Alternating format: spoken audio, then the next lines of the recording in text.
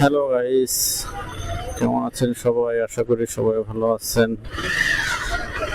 আলহামদুলিল্লাহ আমি ভালো আছি। তো অফিস শেষ করে মাত্র অফিস থেকে বের হয়ে যাচ্ছি।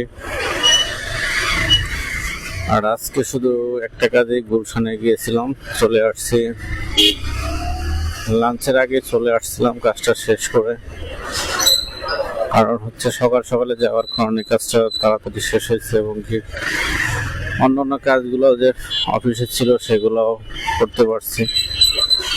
আর সকাল সকালে যে কোনো কাজ করলে সেটা ভালো হয় এবং ঠান্ডা মাথায় হয়। যখন আপনি বিকালবেলা কোনো কাজ করতে যাবেন বা সন্ধ্যার সময় যখন কাজ করতে যাবেন তখন কিন্তু মন মেজাজ এক থাকে না। আর সকাল সকালে কাজটা করার উদ্দেশ্য হলো, গরম আজকে ছিল, মোটামুটি একটু রোদ ছিল হালকা অন্যান্য দিনের চেয়ে। আজকে বৃষ্টিটা হয়নি একদমই।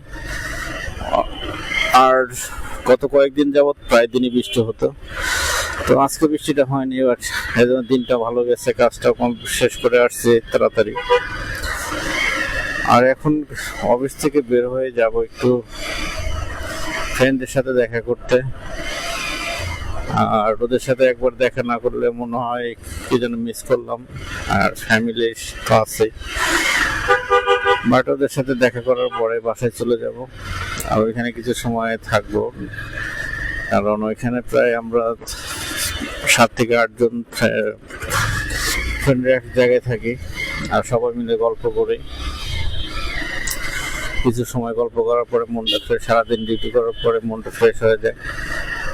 আর এভরিওয়ান, আপনারা সবাই কেমন আছেন জানাবেন অবশ্যই, আপনাদের কি অবস্থা আর আমার ভিডিও কেমন হয়। আর এখন পর্যন্ত আমি পুরোপুরি পারফেক্টভাবে ভিডিও বানাতে পারতেছি না, কারণ আমার অনেক কমেন্ট এখনো বাকি আছে। যেমন একটা ভালো ভয়েস দেওয়ার জন্য যে মাইক্রোফোনগুলো ইউজ করা হয়, আর সেটা নাই। আমি ডাইরেক্ট যে লাইভ ভিডিওর যে একটা ভয়েস সেটাই দেই, কারণ হচ্ছে ক্যামেরাতে আসলে ভয়েস আপনার সেট করা যায় না সম্ভবত। এইচডি ক্যাম, আমি জানি না, কেউ জানলে অবশ্যই জানাবেন যে এইচডি ক্যাম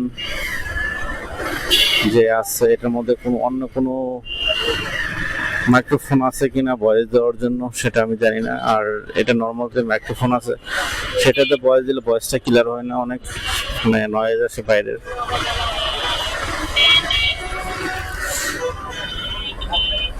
আর আমি চেষ্টা করব ভালো কিছু ভিডিও দেওয়ার জন্য। ট্যুর যে আমাদের বাইক ট্যুর আছে, বাইক ট্যুরের ভিডিওগুলো এখন আমি কোনো ট্যুরে যাইনি, একটা শুধু লঞ্চ ট্যুরে গিয়েছিলাম, সেই ভিডিওগুলো আছে। আর বাইক ট্যুরে এখনো যাওয়া হয়নি। আর বাইক ট্যুর যাবো হয়তো সম্ভবত সামনে, কারণ আমি যেহেতু চাকরি করি সেহেতু আমাকে অফিস থেকে ছুটি নিয়ে যেতে হবে।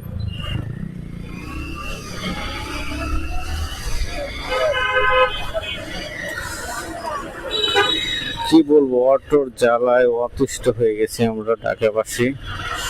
এদের অত্যাচারে না বাইক চালাতে পারি, না হাঁটতে পারি, না কোনো কিছু। এই জ্বালা থেকে কবে মুক্ত হবো জানি না। অটো রিক্সা, কারণ তারাও পেটের দায়ে রিক্সা চালায়, কিন্তু অতিরিক্ত, যেটা লিমিটের বাহিরে চলে গেছে এখানে অটোগুলা। আমার যেটা মনে হয় যে বসুন্ধরা যে প্ল্যানটা করছে সেই প্ল্যানটাই ঠিক আছে, অটো রিক্সা কন্ট্রোল আনার জন্য। পায়ের রিক্সা, ওইখানে তো অটো রিক্সা অ্যালাউ ছিল না, পায়ের রিক্সাই ছিল বসুন্ধরা আবাসিক, যেটা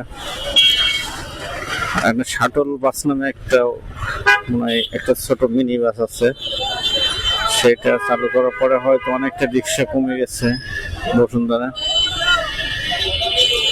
আর এইখানেও এমন একটা জিনিস দরকার, যাতে এখান থেকে যেমন এতগুলা অটো রিক্সা না চলে, একটা যেমন লেগুনাগুলা চলতেছে, লেগুনার পরিবর্তে আপনি 50টা শাটল সিস্টেম একটা দিলে মনে হয়তো কন্ট্রোলে আসবে, তাছাড়া না।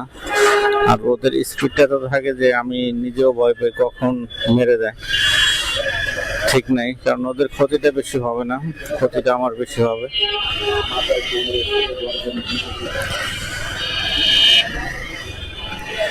আর সবসময় চেষ্টা করি সেফ চালানোর জন্য, সেফটি ফার্স্ট। আমার মাথায় হেলমেট সবসময় থাকে, আমি প্রায় সময় হেলমেট ইউজ করি। আর হেলমেট একমাত্র ইউজ করে না, দেখা যাইতেছে যে এখান থেকে ওই দোকান পর্যন্ত বা 1 কিলোর ভিতর এরিয়াতে যাব, তখন মানে রোড সাইড গলিতে যখন চালাই তখন হয়তো মাঝে মাঝে হেলমেটটা ইউজ করি না। আর সেটাও ঠিক না সবসময়। আর বাইক যত সময় রাইড করবেন তত সময় হেলমেট ইউজ করাটা নিজের সেফটির জন্য ভালো।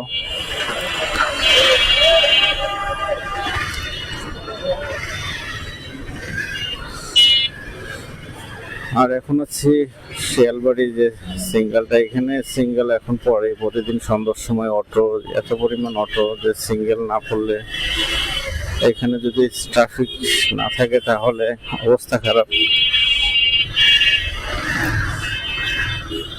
আর ট্রাফিক সিঙ্গেলের জন্য হয়তো বা একটু জ্যামটা কম পড়ে। আর এই যে এখানে লোক নিচ্ছে, অথচ সিঙ্গেলটা মানে ছেড়ে দিছে এই দিচ্ছে যে যাবে, এখানে লোক উঠাচ্ছে। এগুলো শৃঙ্খলার মধ্যে নেই।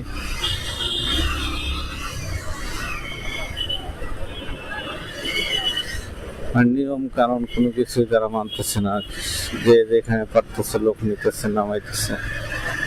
আর দেখতে পারতেছেন যে অটোর কি অবস্থা, যে মানে আমরা গাড়ি বা বাইকার বা রাস্তার মানুষ, তার চেয়ে অটো বেশি আছে।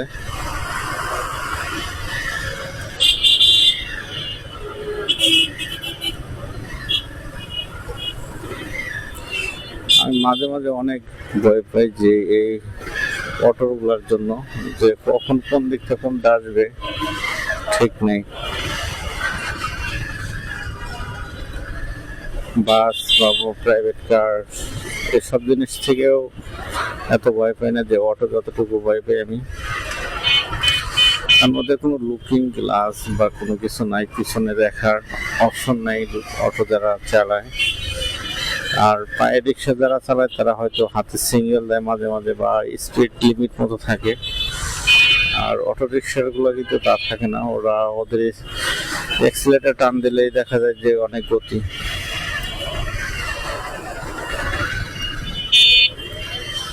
আর ওদের পুরাটাই যে বডিটা আছে লোহার ফ্রেমে, একটু এর জন্য দেখা যায় পুরাটাই বাম্পারের মতো কাজ করে গাড়ির। আমাদের কিন্তু তা না।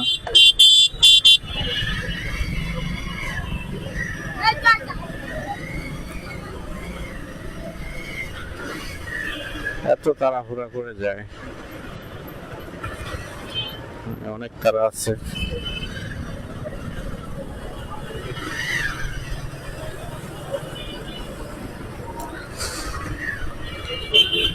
চলে আসছে মিরপুর কমার্স কলেজ, যেটা বলেন কমার্স কলেজে চলে আসছে।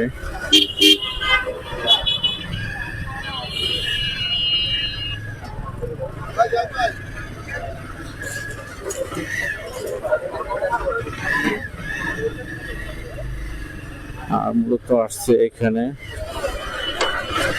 হচ্ছে এক মামার বেলপুরি খাওয়ার জন্য। সুন্দর একটা বেলপুরি বানায়, রেগুলারই আসি।